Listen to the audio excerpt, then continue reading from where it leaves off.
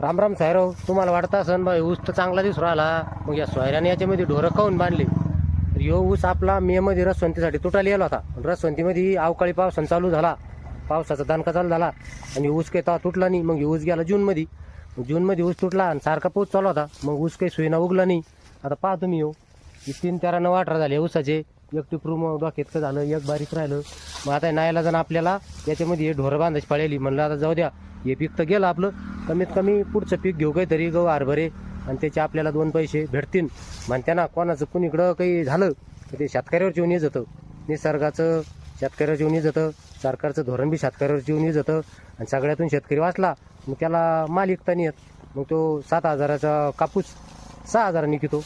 मग लोक म्हणते बरोबर, शेतकऱ्याला पिकीत येतं पण विकत नाही येत. मग तो बी तरी काय करेन? भाव मार्केटमध्ये स्थिर राहत नाही, त्याला नेमकं कळत नाही. नेमकं कधी कधी काय होतं, पाठीमागून भाव येत्या मालाला शेवटी, कधी कधी सुरुवातीला भाव राहत्या. त्यामुळे चोच चक्रात येतो, नायला जाणतो कधीतरी विकून टाकतो. मग लोक म्हणते त्याला भाव पिकीत येतो पण इकिता येत नाही. शेतकऱ्याविषयी तुम्हाला काय वाटतं कमेंट करून नक्की सांगा.